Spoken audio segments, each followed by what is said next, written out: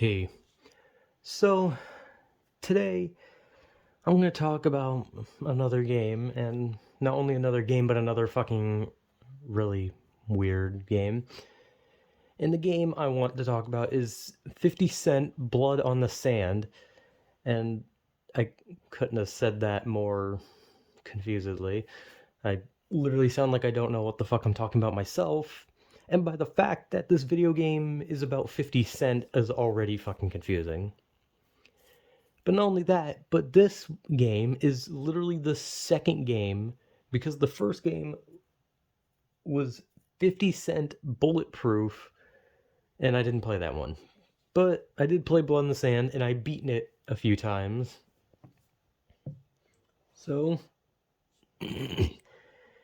it's literally a game just made by 50 Cent about 50 Cent. Let's be honest, the game, like the idea of like a 50 Cent game, it's definitely like it's an ego stroker or whatever for 50 Cent because it makes him out to be like some badass that can kill whole armies, right? And like, hey, I mean, whatever. If some fucking rich dude wants to make a game about himself being some like badass that can't be killed, then I mean, hey man, whatever. It's their money, it's their life. If they want to be portrayed as like some badass killer that can't be stopped, then man, they're the ones that paid for it. But the game is surprisingly not that bad. Like the game is actually kind of fun to play. It's not actually horrible. It's actually a pretty decent game. It's definitely not a game.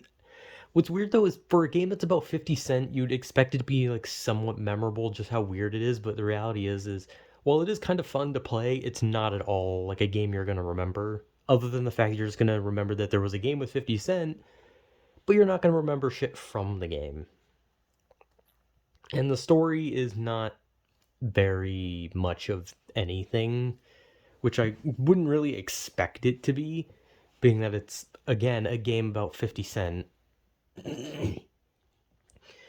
But I guess I might as well just explain the story then, even though there's not much to explain. Literally, the point of the game is that 50 Cent is doing a concert in the Middle East, and for some unknown strange reason, a random rich guy is supposed to give 50 Cent money, and I don't think they ever really explain why. They're just like, yeah, you gotta like take money from this guy because he owes you money, but it's like, okay, why does he owe 50 Cent money? But I don't think they ever really explain that. And even if they did, I don't think there's any logical way they could explain that that would make it interesting, because at that point it just make it seem like 50 Cent went to the Middle East to be a loan shark. But he gets this rich guy to hand him over a crystal golden skull that, it's like a gold skull with like crystals in all the orifices or whatever the fuck, in the eye holes and the teeth covered in crystals. It's a fancy skull. And the whole game is 50 Cent having the skull stolen and him trying to get it back. And that's literally the whole story. Like, I'm not kidding. That is the whole story. It is 50 Cent has the skull. Oh, then these Middle Eastern militiamen steal it from him. He gets it back, but then it gets stolen again. And then he gets it back, but then it gets stolen again. And then there's a female lady who's like, oh, a female lady. There's this lady who is gonna help 50 Cent get the skull back. She's, the helper. But then she's not, and she steals the skull. And then 50 Cent works with this military, and then the military betrays him, and you have to fight the military. And then you have to fight the rich guy who gave you the skull because he stole the skull back. But then you have to fight the lady who took the skull. And that's the whole story. Like, I'm like, there's not really much of a story I can say. Like, there's not like a story where I can be like, okay, so 50 Cent goes to here and here and here. No, 50 Cent goes from location to location, keeps asking people, where is my skull? They say, if you want it, you have to go here. Then he goes there. Then he's like, where's my skull? And then they say, you have to go here. He goes there. He asks someone, where is my skull? And it keeps happening. And then every once in a while, you fight like a boss or something. That's just like someone in a helicopter or just someone who's annoying. And that's it. Like I said, the gameplay is actually kind of fun. The story, however, is nothing. It's just 50 Cent is for some reason a loan shark in the Middle East. and he wants the golden crystal skull, and people keep taking it, and then the game ends with him getting it back. That's it. That was the whole premise. Was 50 Cent wants that skull, and he gets the skull. Like I can almost guarantee you that skull that he wants so desperately throughout that game, he probably has more money in real life than he would get from selling that skull or even just having it. Because like if the whole point of him getting it was just for him to have it as like a decoration in his house, then what was the point of the story? And if the point was for him to sell it, it's probably nowhere near as much money as he already has. So, like I said, the story is nothing. It's literally just, where is my skull? Give me my skull. Where is my skull? Give me my skull. And then 50 Cent gets angry and says a bunch of bad words, and then that's it. It's the whole game. Like I said, the story is nothing, but the gameplay is actually fun. The game is actually pretty good. You know, there's close up melee. You can buy all these like special guns and shit. And it has the generic shooter special power where your character gets like super powered bullets and they get in like focus mode and all that, you know, very generic shooter thing almost all shooter games had during that time, where the character would just go like super power and their guns would get stronger.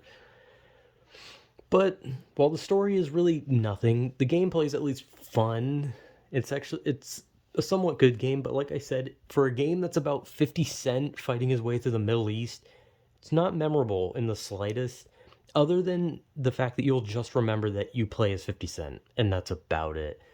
And throughout the whole game, you basically listen to 50 Cent songs, so you're just like stuck listening to 50 Cent songs while playing as 50 Cent. It's kind of funny. But the idea of the game is interesting. It's funny, and like I said, it's definitely just like 50 Cent making a game for his ego. And I can't blame him. Like a lot of people like dream of being like the main character in a video game where they're this badass main character. Like that's such a cool thing. That's like something a kid would want. And like I can't blame someone if they like grow up and they're like, "Oh man, I'm now rich as shit. I could make a video game about myself being some badass hero." Even though he's technically not really a hero, but I mean like, you know, in the game he's not really much of a hero. But it's basically just like him living, it's like a childhood dream of just being like the badass main character of a game and him having enough money to make that a reality. So I can't really blame him that much, but I mean, it is kind of weird. It's definitely an ego stroker type situation. But the gameplay is not bad.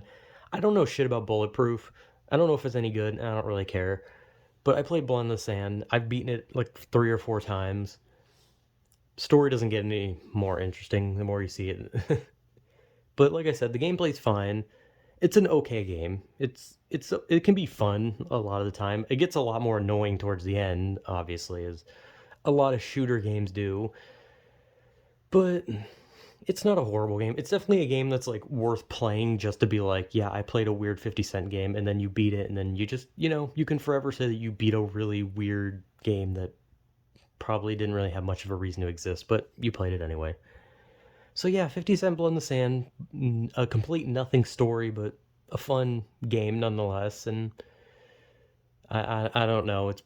I don't know if you can find a way to get it for free. That'd probably be the best way because I don't really know if anyone should spend money on it though, because I actually paid for it. It was during that weird time when I was just buying whatever game looked good.